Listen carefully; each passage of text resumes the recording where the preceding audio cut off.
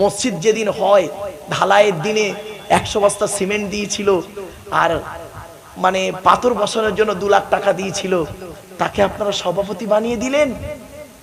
ও আপনাদের খাতায় সভাপতি, আল্লাহর খাতায় এই আল্লাহর কথায় সভাপতি নয়।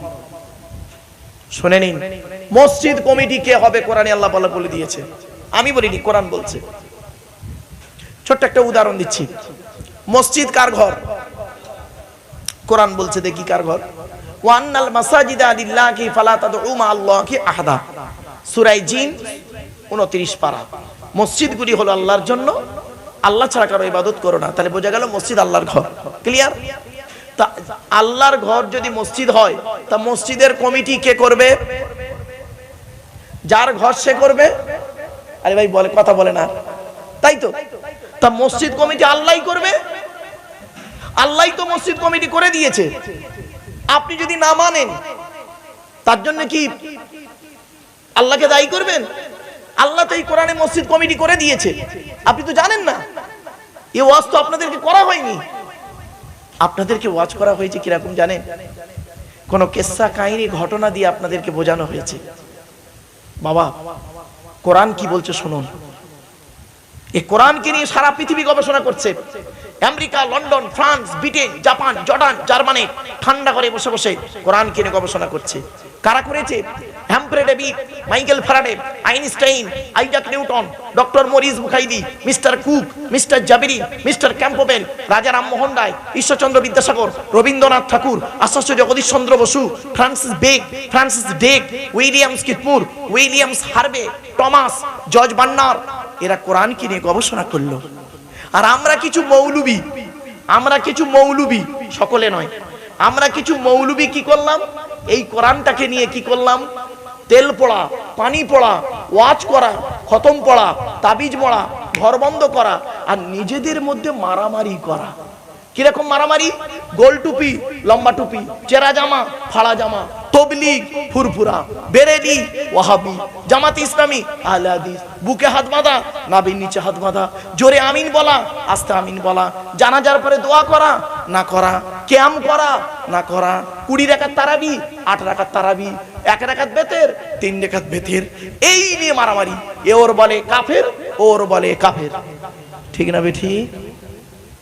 বাড়ি থেকে ভাববেন। আমার বাপেরা, আপনারা এই জাল থেকে বের হয়ে আসুন। এই জালের ভিতরে থাকবেন না। এই জালের ভিতরে থাকলে না কি হবে জানেন? আপনার ব্রেনটা ঠিক রাখতে দেবে না, রাখতে পারবেন না। আজকে জাস্ট উদাহরণ দিচ্ছি। আজকে ধরুন 4টে বক্তা আনলেন আপনি, 4টে সিলসিলা, 4টে বক্তা। উদাহরণ দিচ্ছি বাবা, 4টে সিলসিলা, 4টে বক্তা আনলেন, তবলিগ, ফুরফুরা, বেরেলি আর আহলে হাদিস। 4টে সিলসিলা, 4টে বক্তা আনবেন, প্রত্যেকে 2 ঘন্টা করে সময় দেবেন। আমি একজন শিক্ষিত লোককে আপনাকে বলছি, 4টে বক্তার 8 ঘন্টা ওয়াজ শুনবেন, 2 ঘন্টা করে 8 ঘন্টা শোনার পরে সকালবেলা আপনি ঠিক করতে পারবেন না কোনটা ঠিক আর কোনটা বেঠিক। প্রত্যেকেই তার দলিল দেবে আমারটাই ঠিক। ঠিক না বেঠিক? আপনার মনে হবে সত্যি তো, ইনি যা বললে এই ঠিক বললো তো। আবার এরপরে যে উঠবে, এর গোজা মারছে, অ্যাঙ্গেলে গোজা মারছে, ওর না ইনি যা বলছে এটাও তো ঠিক। তৃতীয় নাম্বার যে উঠবে, না ওই দুটোর থেকে এ তো ঠিক বলছে। চতুর্থ নাম্বার যে উঠবে, ওই 3টিই বেকার, এইটাই ঠিক। পাগল হয়ে যাবে বাবা। এই জন্য বিতর্কিত আলোচনায় কোনোদিন যাবেন না। বিতর্কিত আলোচনাটা না শিক্ষিত জ্ঞানী লোকেদের ব্যাপার। ওটা মানুষ যতটুকু বোঝেন সেই মোতাবেক আলোচনাটাই যথেষ্ট। ঠিক না বেঠিক বাবা? এজন্য আমি দেখবেন আমার যত বক্তব্য আছে পৃথিবীতে, ভারতবর্ষ, নেপাল, বাংলাদেশ, 1994 সাল থেকে ওয়াজ করছি, 2025, 31 বছর জলসা জীবনে আমি বিতর্কিত আলোচনায় যাই না। কেন জানেন? আমি জানি একজন সাধারণ মানুষ কোরআন হাদিস শোনার জন্য বসেছে, আমলের উদ্দেশ্য নিয়ে বসেছে, আর তার ব্রেনটা যদি আমি বিগড়িয়ে দিয়ে দিই, তাহলে ও করবেটা কি, যাবেটা কোথায়? সেজন্য বাপ সত্য কথাই, আপনি দেখবেন আমার কোনো বক্তব্য আপনারা শুনবেন, আমি বিতর্কিত আলোচনায় যাই না, করি না। চেষ্টা করি, তাহলে আমি 3 ঘন্টা 3.5 ঘন্টা কি বকি, এই তো রেকর্ডিং হচ্ছে, শুনবেন যে কি বলছে, কোরআন হাদিসের বাইরে বলছে না ভিতরে বলছে। আমার বাপেরা, চলুন এগিয়ে যাচ্ছি। এবার আসছি মসজিদ কমিটি কাকে করবেন। কোরআন বলে দিয়েছে মসজিদ কমিটি কে হবে। বলবো, এই বলবো কি বলুন, যাকে তাকে মসজিদ কমিটি করবেন না। আল্লাহ পাক কোরআনে বলেছেন যার মধ্যে 5টা গুণ থাকবে। কটা কটা? আল্লাহ বলছেন যার মধ্যে 5টা গুণ থাকবে ওই লোকটা আমার ঘরের সভাপতি, ক্যাশিয়ার, সেক্রেটারি, কমিটি হওয়ার যোগ্য। 5টা গুণ কি কি শুনে নিন। কোথায় আছে আয়াতটা বলে দিচ্ছি, চিন্তা নেই। 10 নম্বর পারা, 10 নম্বর পারার 8 নম্বর পৃষ্ঠা 9 নম্বর লাইনে সূরার নাম সূরা তাওবা 18 নম্বর আয়াতে আল্লাহ বলছেন। এবার আয়াতটা পড়ি, বাংলা মানে করি। ইন্নামা ইয়ামুরু মাসাজিদাল্লাহ মান আমানা বিল্লাহ 1 নম্বর, ওয়াল ইয়াউমিল আখিরি 2 নম্বর, ওয়া আকামাস সালাহ 3 নম্বর, ওয়া আতাজ যাকাত 4 নম্বর, ওয়া লাম ইয়াখশা ইল্লাল্লাহ 5 নম্বর, ফাসা উলাইকা ইয়াকুনু মিনাল মুহতাদিন। এই 5টা গুণ। এবার মানেগুলো করি। আল্লাহ বলছেন আমার ঘরের দায়িত্ব তারাই নেবে যাদের মধ্যে কমসে কম 5টা গুণ থাকবে। 1 নম্বর কি? মান আমানা বিল্লাহ, যে ব্যক্তি আল্লাহকে 100% বিশ্বাস করবে। কত পার্সেন্ট? 100%। এখন এই 100% এর একটু ব্যাখ্যা করে দিই, তবে ব্রেনটা ক্লিয়ার হয়ে যাবে। দেখুন, আচ্ছা বাবা, আমি আপনাদেরকে একটা প্রশ্ন করছি, রেগে যাবেন না কেউ। আপনারা আল্লাহকে 100% বিশ্বাস করেন? হ্যাঁ? আমি একটু হেসে ফেললাম, কেন জানেন? আমার একটা নেচা। যাই হোক, আপনারা বললেন, আমি আপনাদের জিজ্ঞাসা করলাম আপনারা আল্লাহকে 100% বিশ্বাস করেন? আপনারা বললেন হ্যাঁ। আমি একটু মুচকে হেসে ফেললাম। কেন? কোরআনের একটা আয়াত বলি, নিজেরাই বুঝতে পারবেন। আল্লাহর নবী একদিন দাঁড়িয়ে আছেন, 26 পারায় ঘটনাটা আছে। আয়াতটা আগে পড়ি। আচ্ছা, আয়াতটা, এই ঘটনাটা বলে আয়াতটা পড়লে ভালো হবে। আল্লাহর নবী একদিন দাঁড়িয়ে আছেন, এমত অবস্থায় কিছু লোক নবীর কাছে এসেছেন। কিছু লোক নবীর কাছে এসে বলছে, ইয়া রাসূলুল্লাহ, আমরা আল্লাহকে 100 ভাগ বিশ্বাস করি। কত ভাগ? মানে 100%, 100 ভাগ বিশ্বাস করি আল্লাহকে। তা নবীজি বললেন বাহ বাহ, খুব ভালো, খুব ভালো বলে নবীজি দাঁড়িয়ে আছে। হঠাৎ আল্লাহ রাব্বুল আলামিন করলেন কি, জিবরাইলকে বললেন, জিবরাইল চলে যাও, চলে যাও। আমার নবী অত্যন্ত সাদামাটা মানুষ, ওরা বলল আর নবী বলছে বাহ বাহ, ভালো, যাও। জিবরাইল এলেন, কোরআনের আয়াতটা নাজিল হলো। জিবরাইল এসে বলছে, ইয়া রাসূলুল্লাহ, খবরদার ওদের মুখের কথা বিশ্বাস করবেন না, সব চিটিংবাজ। ওরা মুখে বলছে আল্লাহকে বিশ্বাস করি, অন্তরে আর কাজে আল্লাহকে বিশ্বাস করে না। যেই বলেছে না, বলতে নবীজি বলছে, বলছে তো ওরা আল্লাহকে 100 ভাগ বিশ্বাস করি। আল্লাহ বললেন, জিবরাইল, আমার রাসূলকে বলো একটা পরীক্ষা দিচ্ছি, করে দিচ্ছি ওদের, দেখো। আয়াতটা প্রথম পড়ি। ক্বালাতিল আরাবু আমান্না কুল লাম তুমিনু ওয়ালাকিন কুলু আসলামনা ওয়ালাম্মা ইয়াদখুলিল ঈমানু ফি কুলুবিকুম। এই আয়াতটা কোথায় আছে? 26 নম্বর পারার একেবারে 16 নম্বর পৃষ্ঠা 11 নম্বর লাইন, 9 নম্বর লাইন, সূরার নাম সূরা হুজুরাতের মধ্যে আল্লাহ বলছেন কি, কিছু লোক এসে নবীকে বলল, আমরা ঈমান এনেছি, আমরা আল্লাহকে বিশ্বাস করি 100%।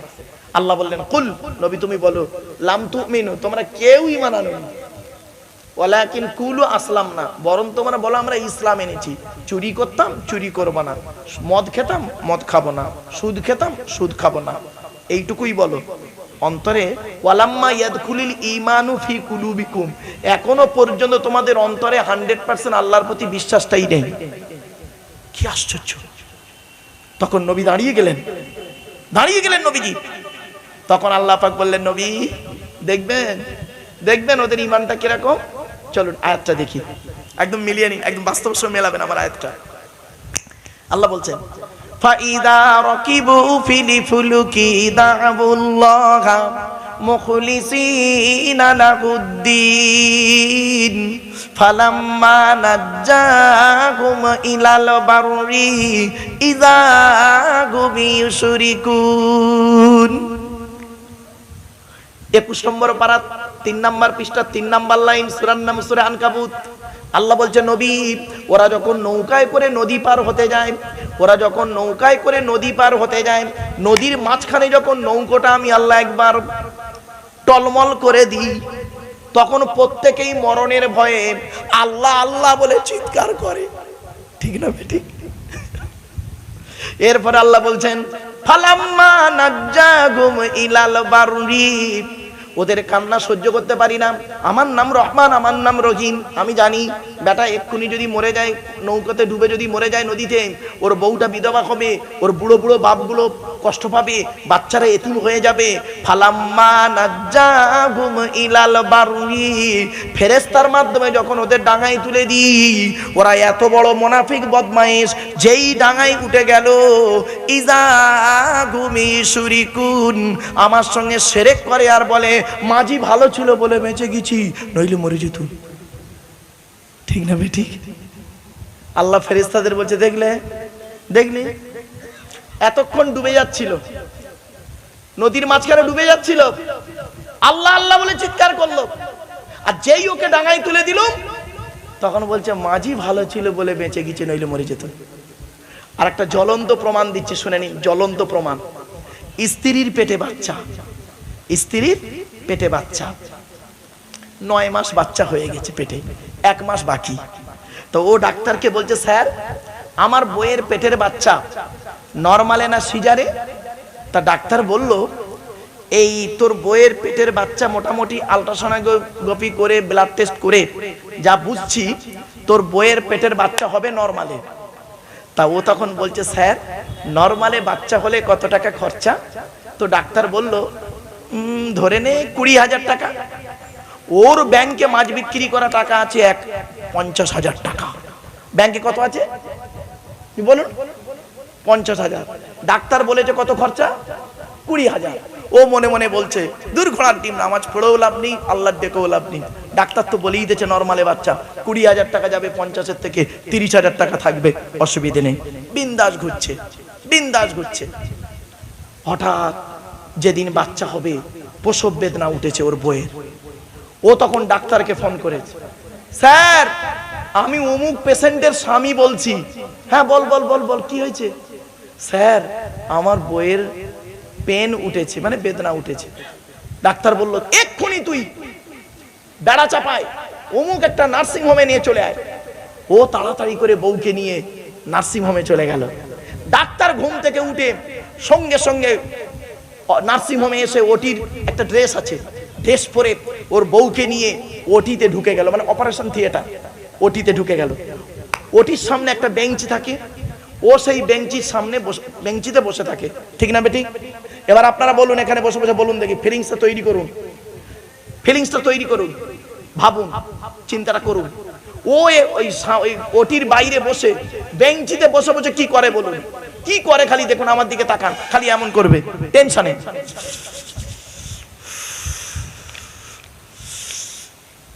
মোবাইল টিপবে টেনশনে। ফেরেশতারা বলছে, আল্লাহ ওরম করছে কেন? আল্লাহ বলছে, দাঁড়া, ওর বইয়ের বাচ্চা হচ্ছে, ওর টেনশন হচ্ছে, দেখ আরো কি করে দেখ। তো ভালো। 1 ঘন্টা পরে ডাক্তার বের হয়েছে, জানেন? বের হতে ও ছুটে গিয়ে ডাক্তারকে বলছে, স্যার স্যার আমার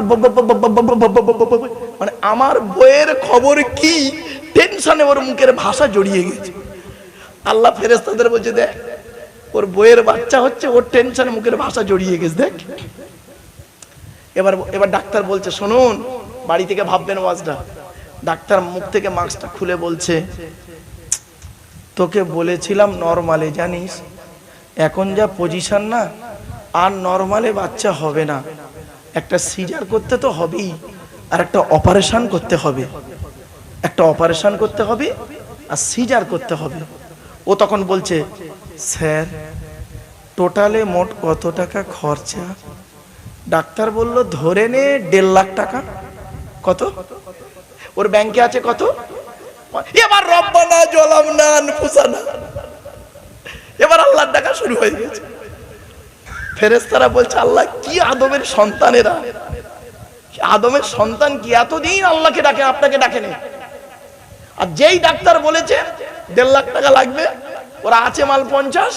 এবার রব্বানা যালামনা আনফুসানা, হুজুর পীর সাহেব, মনি সাহেব, হুজুর ইমাম সাহেব দোয়া করো। এবার কান্নাকাটা শুরু করে। রাত 12টার সময় ফোন করছে, শোনেন, ফোন করছে আত্মীয়দের, টাকার নাম শুনে কেউ আর ফোন তুলছে না, আর কেউ শুনছে না। হ্যালো, কে বলছো? আমি তোর দাদা বলছি রে। হ্যাঁ বলো দাদা, কি হয়েছে? তোর ভাবি নার্সিং হোমে। হ্যাঁ কি হয়েছে? এই দেখ না ভাই রে, সোনা ভাই, আমার 50,000 টাকা আছে, 1 লাখ টাকা লাগবে, তুই দে না 1 লাখ টাকা। হ্যাঁ কি বলছো? শুনতে পাচ্ছি না, টাওয়ারের ডিস্টার্ব, কেটে দিল। সিনটা দেখুন, ব্যাস কেউ আর টাকা দিল না, বসে বসে কাঁদছে। শোনেন, কাঁদছে। আল্লাহ ফেরেশতাদের বলছে আল্লাহ আদমের সন্তান কাঁদছে। আল্লাহ বলছে কাঁদবে না তা কি করবে? কাঁদবে না তা কি করবে? ওর বইয়ের পেটে 10 মাস 10 দিন বাচ্চা ছিল, কই একবারও তো আমাকে বললনি, ওগো আল্লাহ আমার বউ বাচ্চাটা সসম্মানে তুমি দাও, একদিনও বলেনি। ওই ডাক্তারের ভরসায় ছিল, 20,000 টাকা বলেছে ডাক্তার, ওতেই নেচে ছিল। ঠিক আছে দাঁড়া দেখছি। এরপরে করেছে কি, ডাক্তার এসে বলছে ওই টাকা পয়সা জোগাড় হলো তোর?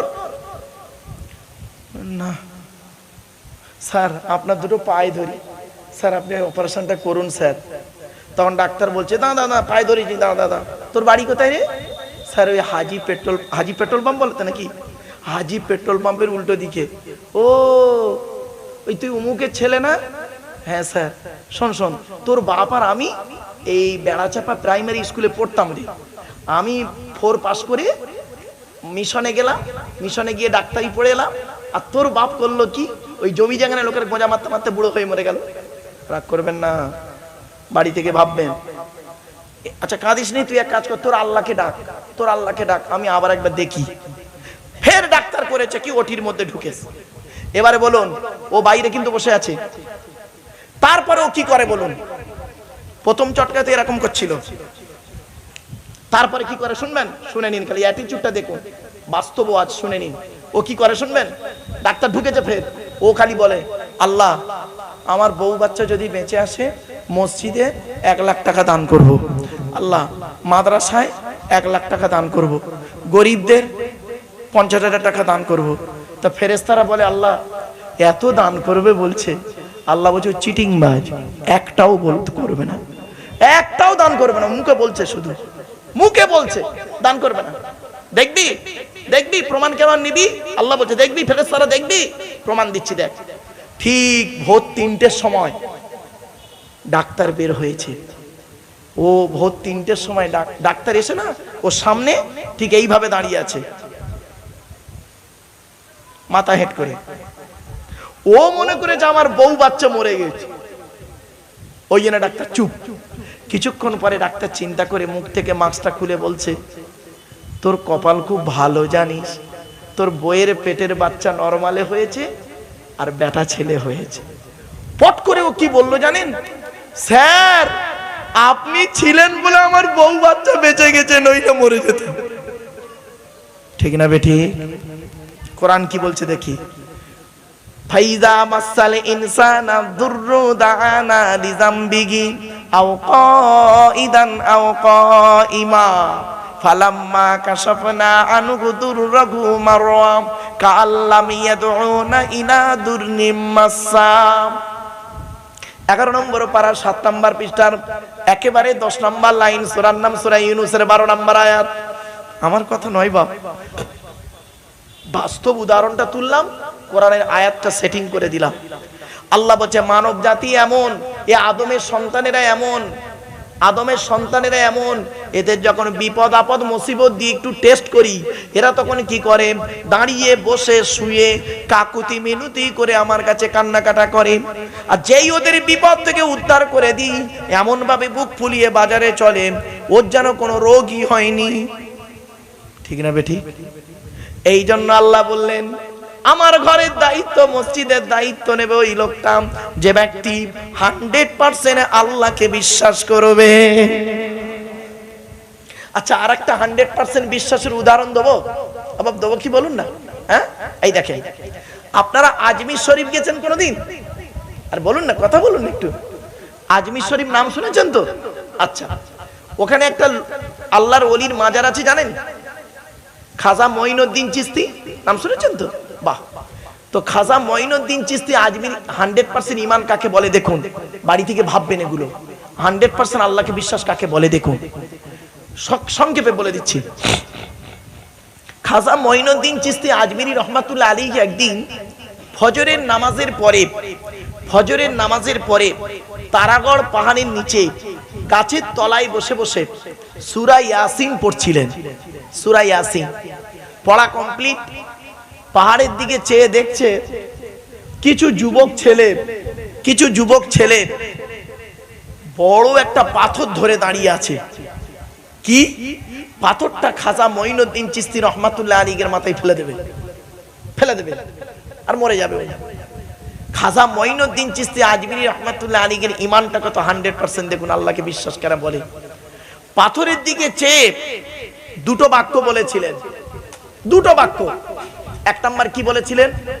হে পাথর, তোর দ্বারাই যদি আল্লাহ আমার কপালে মৃত্যু লিখে রাখে তাহলে আমি এটাই বিশ্বাস করব, পাথরেই আমার কপালে মৃত্যু লেখা ছিল তকদিরে, আমার কোনো দুঃখ নেই। কিন্তু পাথর, তোর দ্বারাই যদি আল্লাহ আমার কপালে মৃত্যু লিখে না রাখে, পাথর তুই আজকের আল্লাহর হুকুমে ওই জায়গায় দাঁড়িয়ে যা। আজও পর্যন্ত পাথর আল্লাহর হুকুমে ওই জায়গায় দাঁড়িয়ে আছে।